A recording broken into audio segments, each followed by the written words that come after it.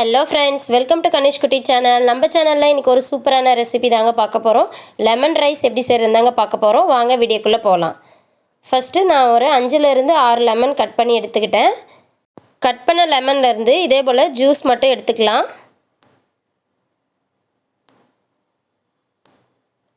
பாருங்க எல்லா லெமனையும் புழிஞ்சு எடுத்தாச்சு.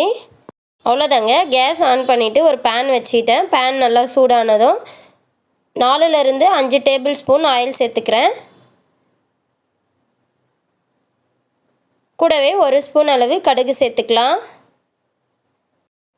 கடுகு நல்லா பொரிஞ்சு வந்ததும் கடலைப்பருப்பு 2 டேபிள் ஸ்பூன், உளுத்தம்பருப்பு 2 டேபிள் ஸ்பூன், முந்திரி வந்து ஒரு 10 ல இருந்து 15 ரெண்டா கட் பண்ணி வச்சிருக்கேன்.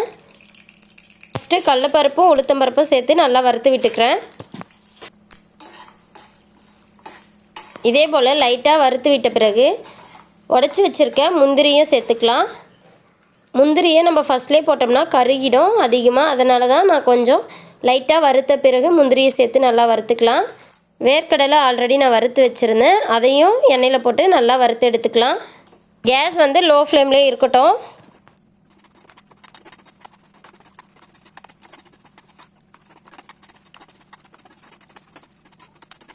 நல்லா வறுபட்டுடுச்சு. இப்போ நம்ம ஒரு தட்டுக்கு மாற்றிக்கலாம்.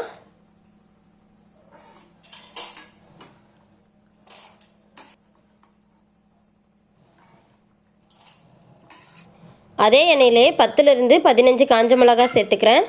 சேர்த்துட்டு நல்லா ஃப்ரை பண்ணி விட்டுக்கலாம். கூடவே தேவையான அளவு கருவேப்பிலையை நல்லா வாஷ் பண்ணிட்டு வச்சுருக்கேன், அதையும் சேர்த்து நல்லா வறுத்து விட்டுக்கிறேன்.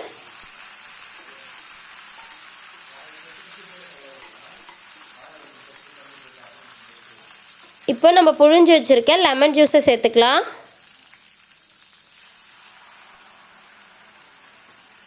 கூடவே மஞ்சள் தூள் தேவையான அளவு,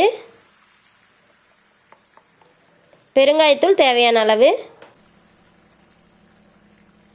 இதெல்லாம் சேர்த்துட்டு நல்லா மிக்ஸ் பண்ணி விட்டுக்கலாம். லைட்டாக ஒரு கொதி வந்ததும் தேவையான அளவு சால்ட்டு சேர்த்துக்கிறேன்.